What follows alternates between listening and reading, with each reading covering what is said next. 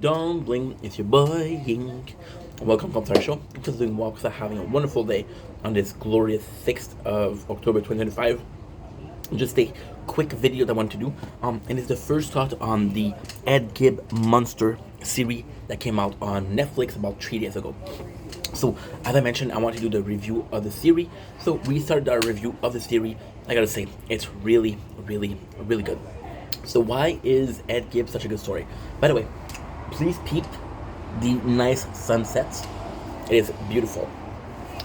So why is it such a good series? Well, technically speaking, this is not the first time they do that. So we watched Jeffrey Dahmer, and Jeffrey Dahmer was kind of good. Okay, Ed Gibbs. So what I'm gonna do, you know what would be insane?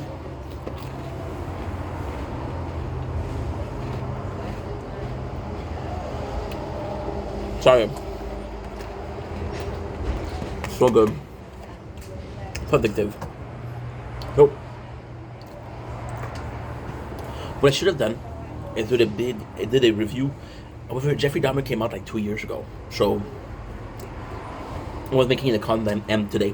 So, coming back to Ed Gibb, what is so good is the very first thing that you see Ed Gibb is wearing clothes, right?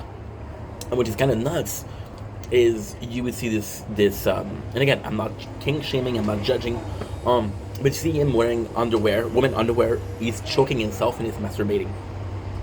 So at the start of a series, and still today, it would feel kind of, people would call this a killer. Where did I learn watching the show? So then you learn he's in the 19 like with the Second World War with the Nazi, right? And it's insane because you look at how old it was. In Ed Gibbs, the story sells itself as a precursor to all of these bad things. Like, I'm gonna show you. I got a great idea.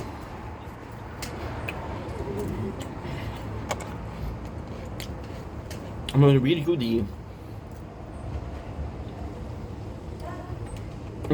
you the description. But it's such a good thing because I'm at episode number 2, and I gotta say, the Jeffrey Dahmer series made me go, not really. The Ed Gibb story made me go, not really. However, I will say that the Ed Gibb series is very troubling, and I'm at episode number 2, and it makes me think, and we're gonna go. So you know what? Let's go really in depth. I'm excited to talk about this. I'm excited. I feel, and again, I'm gonna look like a fucking douchebag that is extremely obsessed with himself, right? But that's not it. If I'm being completely honest, it's a lucky thing for me. So let's read Ed Gibbs. Just give me the... tormented by horror vision, Ed transformed its fascination for death in a macabre... I don't know how you say macabre in English. It's written in French. Years later, the reality becomes fiction in Hollywood. So yeah, it's a bit harder for me because yes, I read it in French. It's in French. So with Ed Gibbs, and first of all, I gotta say, I got a mind-blowing thing for you guys. I'm ashamed I missed a couple of the sunsets because we didn't press the nature corn. So I was watching the actor, and I was like, I don't understand. He feels so familiar to me. It's Jackson from Anarchy. It is Jackson from Anarchy. I'm 95% sure. I am 95%. So amazing cast. First of all, second of all, Ed Gibbs is so phenomenal because with Dahmer, it's like a guy that was a bit creepy and he had ID, right? And even he was joking with like a dead frog in class. But at the same time with Ed Gibbs, this is insane because Ed Gibbs, right away you see that he's trouble. Forget about. So I'm gonna tell you right away. So you see a couple of things at the very beginning. Now, ultimately speaking, Ed Gibb, we don't know anything about him. I don't know personally anything about him, and I don't think people know because I never heard of the name, right?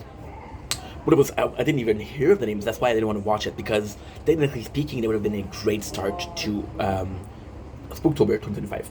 So with Ed Gibbs, the first thing you see is he has some deviancy when it comes to sex, and again, he has somebody to talk about just because he's it's way back in the days, right? The second scene is his mom, and his mom plays an important role because his mom, she's such a bitch, and she always come after him, and he has some trauma. Another scene, his brother, which is the only guy that really understood him, talk shit about his mom, and Ed kills him, right? But what I really found interesting, or enjoyed watching in a fucked up ways, and this is gonna be super important. Remember those words. Enjoyed watching, okay? And remember this, enjoyed watching, because it's really important. So with Ed Gibbs, what is there is that he kills his mom, right? Wish he never killed her, but at the same time, he's like, okay, well, it's complex. He didn't help her. His mom. Okay. By the way, I don't know if you guys know this, but there's the moon. So not only do we have that, but we have the moon slowly showing up. I started this recording about 7 minutes ago, and we have the moon. I would have loved the moon to show up. It's okay. It's all good. It's gonna be a beautiful evening because we're gonna be filming the whole ass time. I got my battery charging. I got these 2 batteries that are good. I got this battery that is amazing, and I got this battery which is okay, not bad. So the first case that you see is the brother. He kills the brother, right? And with the brother, he kills him, and then he gets into his mind, right? And he gets into his mind, and they talk about schizophrenia. So the brother comes in and say, "Hey, you got me good, but I'm okay. I'm alive." So Ed thinks that is alive, right? The second person they kill is a bartender, and the bartender's like, "Hey, if you're lonely, I can call you a prostitute." And again, it's like, you're not a lady if you call me prostitute, right? And this is the craziest thing. He kills her, but in his mind, it's a the room is full of Nazis, right? So it's like, okay, well, you brought this here, so he kills them, and it's insane because what we're perceiving from Ed Gibbs is so interesting because he sees a comic, and in the comic, there's a person called the bitch of Auschwitz who would mutilate her victims, skin them, flay them, right? And then Ed sees this and he does it, right? But the most important part of the series isn't Ed Gibbs, is that we saw it in the theater. Right now, the scene we're watching is people are watching it in the movie and they're going crazy because it's disgusting. And why am I feeling related to that is because I never liked horror movie because I started watching them too young, way too young, and it was traumatic for me, right? And lately we're doing the Spooktober, which is a full month of just watching a little ad of just watching a horror movie because we're playing 5 playthrough, by the way. Not to brag, but busy. Where are you? There you go. Got 1, 2, 3. No ends. You're not gonna hear it because it's there you go. No ends. So we're playing on this one too. If you want the proof, sure, no problem. I know it's hard to believe because such a person doesn't exist or is Ed Gibbs. There you go. So you seeing with me, I did the first October. Next is the first, and I'm kind of forcing myself to watch. Some horror movie. And the horror movie that we watched was Scream. And Scream is the perfect version of that. Is kids that are watching a horror movie and becomes killer. No, so I'd like to watch. There hasn't been a scene so far. I'm like, oh shit, this is crazy.